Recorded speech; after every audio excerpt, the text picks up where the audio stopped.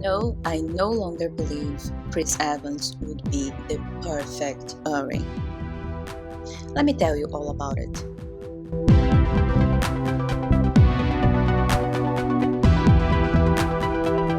So, as I return from the ashes, I'm reminded that my channel's birthday is coming up.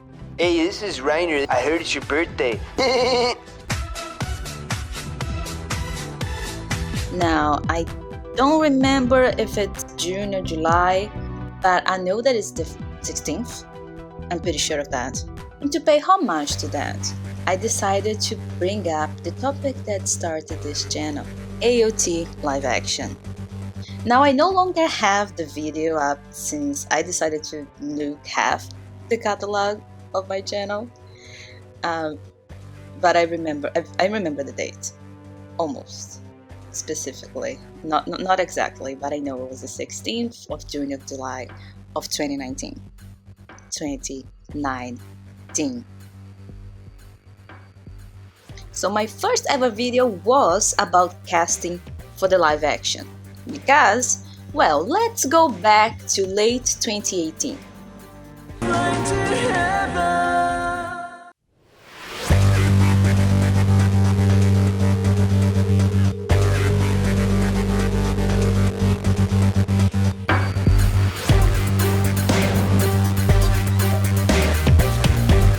Yeah, Levi.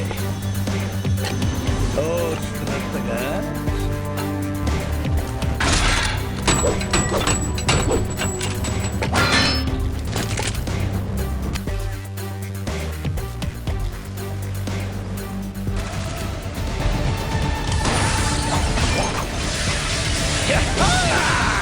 Oh, おめえもあんまり変わってねえな。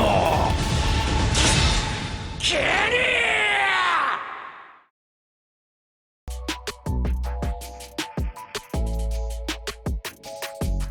AoT was surging in popularity again as Season 2 had finally come out and Season 3 was ongoing, and it was a big deal. Just amazing reviews left and right. So, Warner Brothers announced they were buying the IP or renting. I don't really know much about it. Honestly, I think, for what I understand, it should expire in like 2 years, apparently. They then attached Andy Muschie because it was a big deal at the time as well, and a couple of big shot producers, including the Harry Potter guy. And then, nothing. Of course, you know, Muschie only needed to finish The Flash, and then he would move on to this project. Don't worry, kids, it will be fine. Or so we thought back then. Now, 100 years have passed. Warner has been scrapped, and it's being sold. And everything is, well, completely uncertain. And since I already gave you my Tango live action pitch a few months ago, let me give you my 2 cents on this one.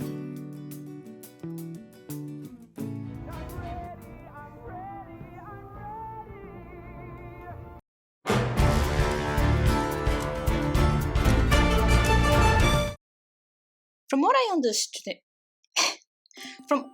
understand, the whole adaptation thing only lasts 10 to 10 years.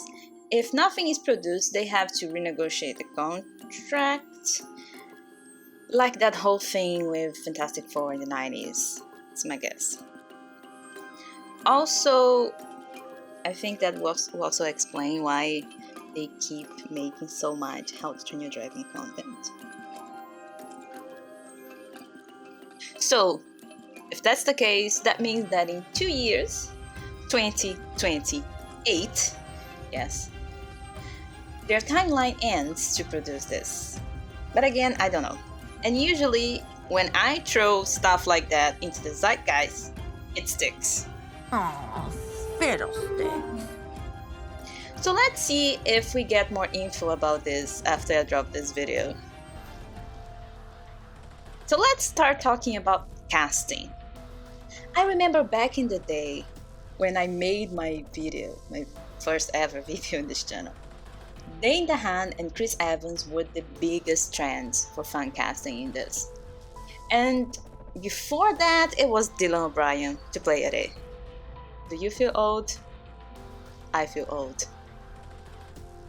I also remember while people insisted on Patrick Stewart for Pixies, I argued that J.K. Simmons was a much better choice. Not to mention I added Anne Hathaway as Hanji because that is just perfect. Isn't it? Times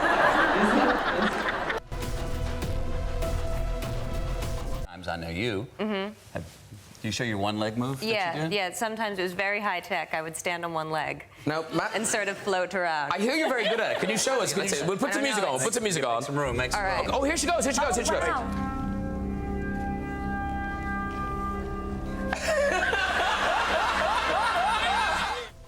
I feel like throwing famous names back and forth inside the fandom and in the industry. It's a great way to get a feeling for how these characters should be portrayed.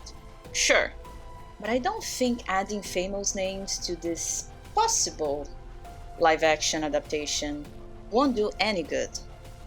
And to further argue at this point, I will need to present you my own pitch, just like I did with Tango a few months ago. And by the way, I have actually pitched this one to real industry people. But I could maybe tell you more about all that and what they told me in a new video. Let me know. First of all, casting unknowns.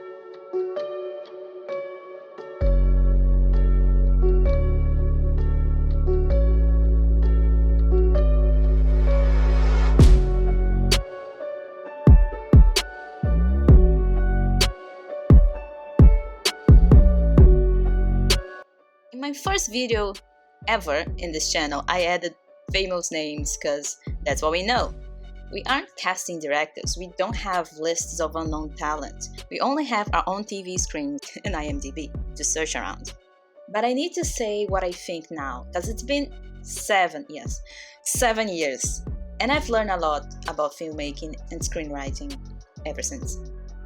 Casting unknowns is the best bet for a project like this. Whenever a famous person enters a fantasy setting, it's just harder for the audience to concentrate on the story, especially if it is a massive celebrity. So I believe not only the young cast should be of unknowns, but all the veterans as well. Not to mention, I feel like they all need to be Europeans. We need that, the accent. I feel like American accent takes you out.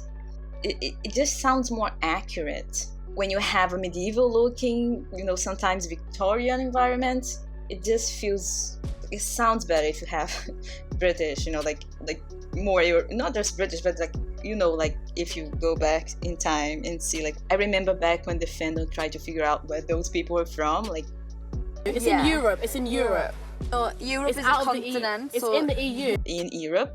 So I feel like casting unknowns, Europeans, it would be just fantastic to play around. Also in the script, I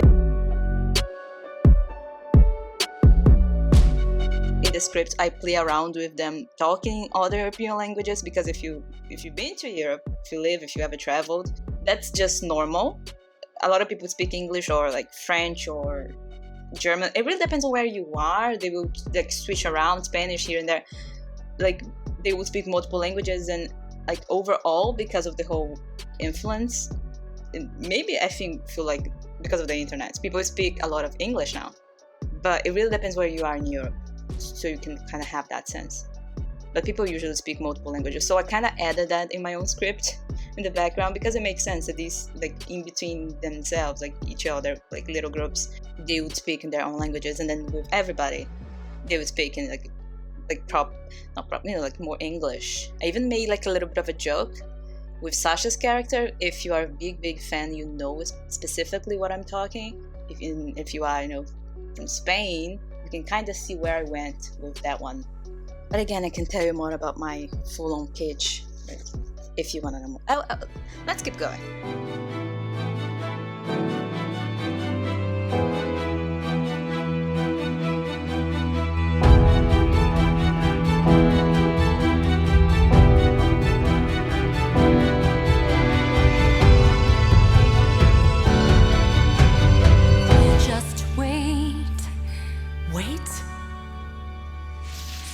I won't wait. So another pretty big must on my pitch, if Warner or Paramount or Netflix is listening, the movies need to be shot with at least 3 or 4 years. So now spoilers for SNK or AoT. If you never watched it, I'm gonna talk about plot points now. これからだ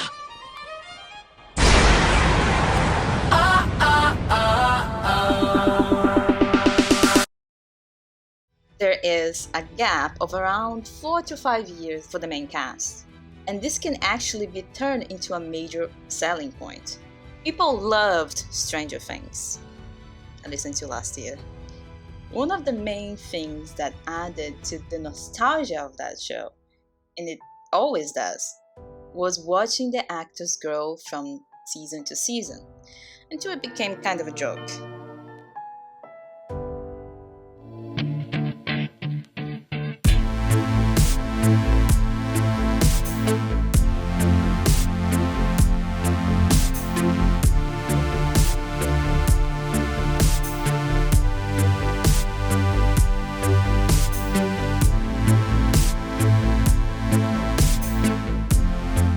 Nevertheless, it was a cute, and again, it added that what I call the boyhood factor. Having a highly detailed, pre-planned schedule is also something that, although costly in a project like this, it is an investment. AoT SNK Shingeki no Kyojin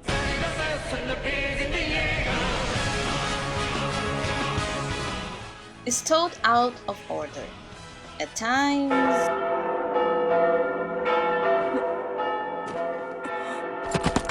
早く早くボールドーズリー巨人が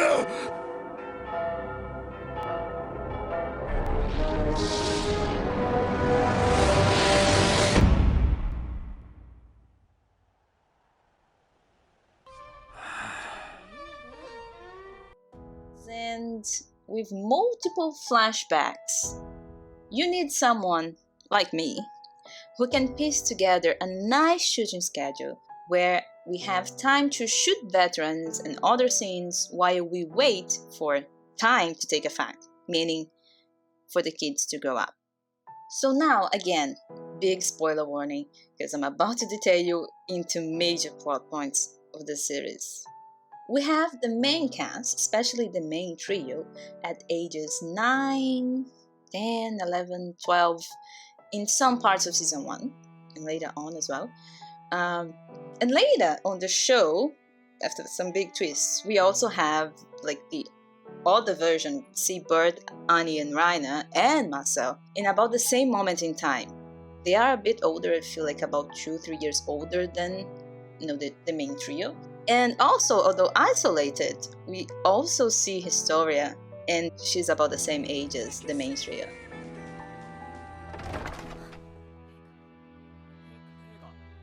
A lot of those flashbacks could be shot first, to then concentrate on other parts of the story.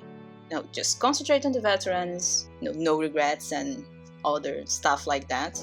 And other... I'm not gonna give you too much details, but in the script that I wrote, I kind of focus on them a little bit more, because if you've seen the first season, you don't really see them as much, and they are like big deal. Not as much, but it has a little bit more of a focus on like Erwin and Levi and Hanji and that group. But I'm talking too much. I'm giving too many spoilers about my own script. So if you do that, you can take quite a few breaks here and there, and give the kiddos more acting lessons and stunt training while you wait them to grow, about 2 or 3 years. We know that kids change so much, so if you get like Mikasa, Armin, Eren, Historia at about 10 to 11 years old, 本当にいろいろあったね。私は壁の真ん中で南の空を見てただけ。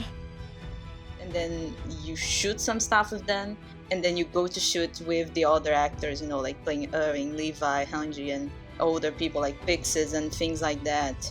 You can, while you are dealing with that, those other actors are kind of growing. I also have like little flashbacks still while they are training, I'm gonna talk more about later, or maybe in another video.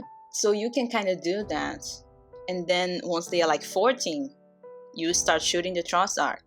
It will be, they will look, I mean, that's just natural, they will look different enough. This is just a much more efficient strategy than casting like kid actors and teen actors, like with like a 4-year difference that won't look or act exactly the same. Even if you truly, you know, if you really try hard to find like the perfect match, which happens sometimes, it still won't be like as perfect. And if you have to do reshoots with the kid actors, like they would be like different. So it is a lot more dangerous. It's much better to just shoot everything that you can with the kids when they are like 10, wait until they are close to like 14, and then you continue, you know? It's just easier. I mean, I'm talking about those remaining 4.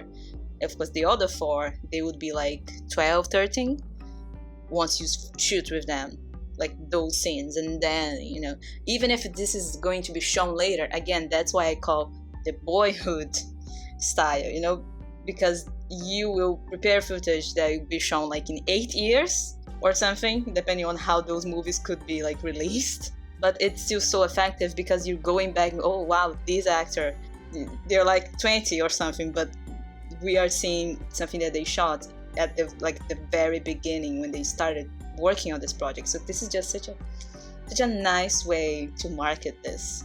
It's just a great strategy in my opinion. That's why I like to call it the Boyhood effect.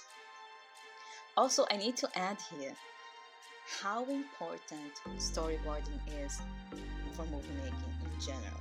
Attack on Titan has amazing shots, and the manga and anime are just absolutely